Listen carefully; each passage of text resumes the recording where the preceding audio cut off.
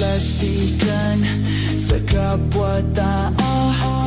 Ginagamit ang pangalang Kristo. Kaligtasan ang usap-usapan, ngunit ang isipan ay